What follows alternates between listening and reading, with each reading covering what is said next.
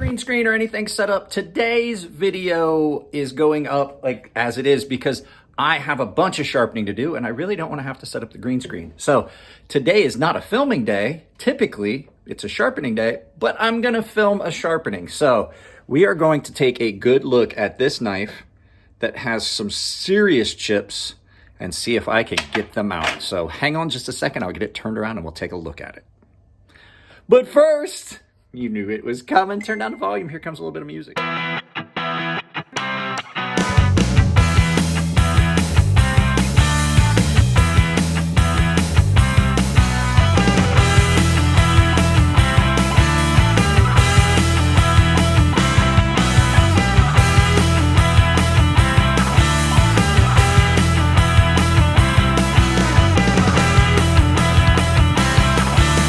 Guys can see, if I could get this to stop shaking, I have got a little bit of stuff set up. I was doing a couple little touch-up things, but this knife has got some pretty pronounced chips. Let me get my spectacles on so I can make sure it's in focus, because I can no longer see my phone unless I have them on.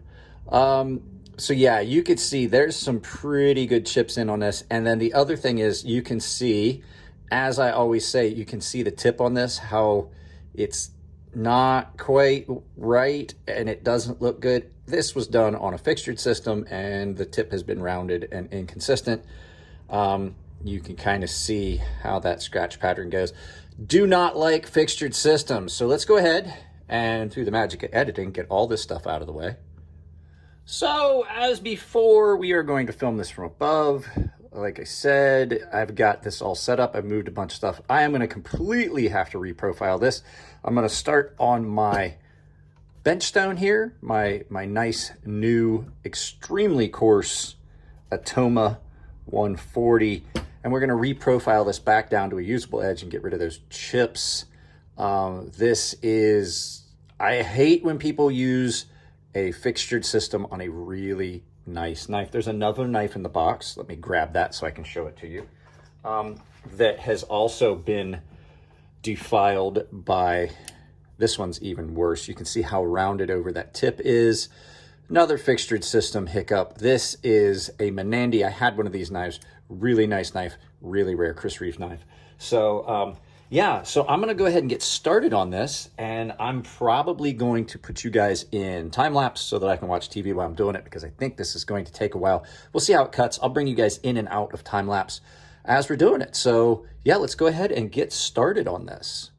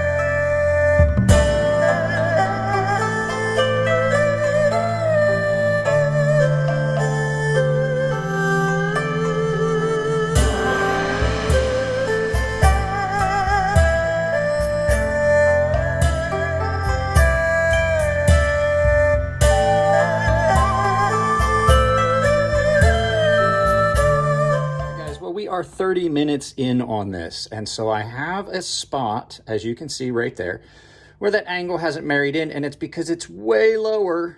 As you can see, it's still a little bit asymmetrical. So 30 minutes in and I'm still reprofiling this. This is why I do not recommend using, the gentleman that did this used a Lansky. I'm still trying to marry in this. As you can see that this angle is really inconsistent. I'm trying to even this all back out and get back down in on this. And then I'm going to have to even these bevels out. As you can see, this one's a little more consistent until you get down to the tip. So this is a very expensive knife that I'm going to have to spend a lot of time to work on and reprofile. So chips are pretty much gone, as I would expect after removing material for 30 minutes. As you can see, my magnets are definitely showing that there's a lot of material in here. As a matter of fact, it's strong enough that the magnet is stuck to the bottom of the thing. So I do that because it gives me a good visual of how much material I'm actually removing.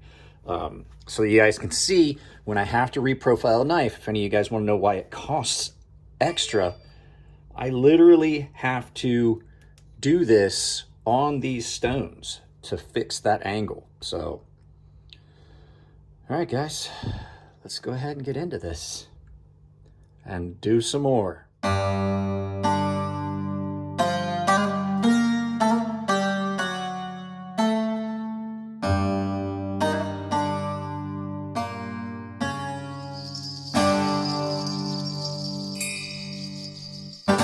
All right, guys, we are switching to the finer stones. We finally are done on this. I've got this about as reprofiled as it's going to get. There's still some minor issues with bevels from side to side that I'm going to be able to rectify in the grip progression, but we'll take a look at that. So we'll get it back on time lapse. All right, guys, we're going to go ahead and we're going to start working our way through these stones. We're going to use the aluminum oxide because this is a carbon steel Damascus. So there's some... It works better. The diamonds don't like some of these higher carbon steels. They don't, they have a tendency to be a little softer and they gum up the stones. So we're going to stick with the aluminum oxides and do it to it. Let's get started.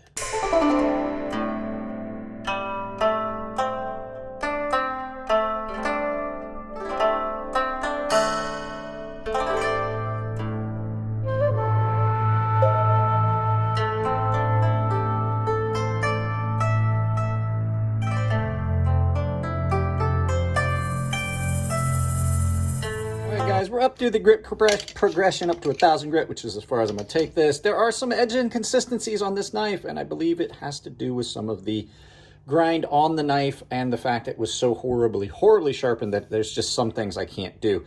But we have got a good consistent edge. Now we're just going to do some stropping. I have been using that Poly Diamond by Gunny glide, and I'm not gonna lie, I do like it. Now, one of the things that I'm gonna point out to you guys that I do not like about Damascus Steel, there's an area on this knife, besides the fact that this edge is going to be a little coarser than I like because you're looking at dissimilar steels that are going to harden at different rates, so one might be harder than the other. You have a tendency to have some areas. Let me see. I'm going to put my reading glasses on so I can make sure that I'm showing you exactly what I want to show you. You can see at the very front, you see those two lines right there? Well, they carry up into, and you can see those lines on the actual edge. And if you look, you can see that you're never going to get rid of that. Now, if you can see it, you're probably going to be able to feel it as this knife wears because some of those steels are harder than others. Some of them have more nickel, some of them don't.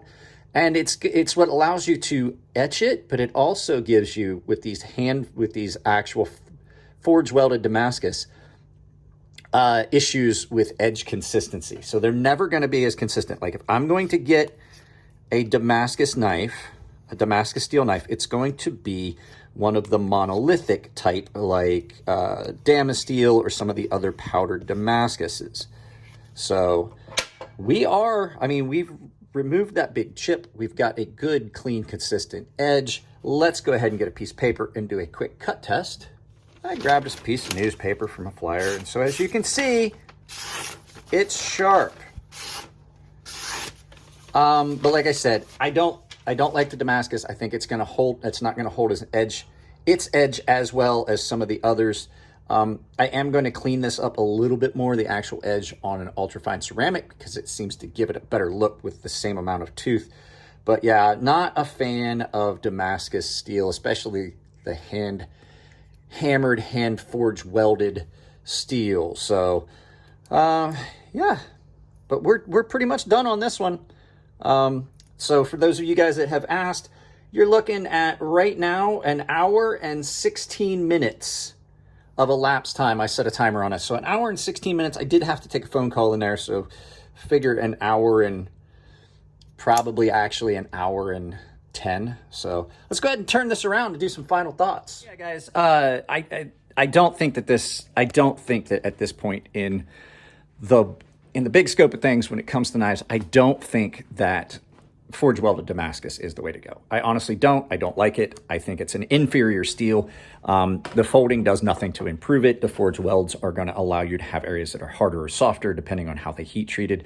You can have actual delamination of some of the blade areas. So I'm not a big fan of it. But guys, if you like the videos, give them a thumbs up. If you don't like them, give them a thumbs down. Please try to tell me why. I can't change the content if you don't tell me what you don't like. If you want to support the channel, it's as simple as like, share, subscribe, drop a comment. As I always say, that pushes us up at the algorithm. If you would like to, however, support the channel financially, I have memberships down in the description where you can get in on tier-based benefits. Pick the tier that suits you best, but everyone saves $5 on my sharpening service. Everyone gets access to my gilded server if you're a paying member. And if you're a premium tier member, you have access to a sharpening tutorial series where I lay out how to do all the things that I do here. Other ways you can do it. I have a merchandise store on Ember Shirt Co. where I've set up a coupon code that can save you 10% on anything on Ember Shirt Co. And that coupon code is CrazySharp, capital C, capital S, all one word, CrazySharp. If you send me pictures of you wearing my merchandise, I will put them in a video. And the final way is I have a ton of affiliate links down below. Anything you purchase, I get a little bit of it. Checkout, and it doesn't cost you anything. So guys, I love y'all. Keep it clean in the comment section. If it's your birthday, happy birthday. And I will see you in the next one of these videos.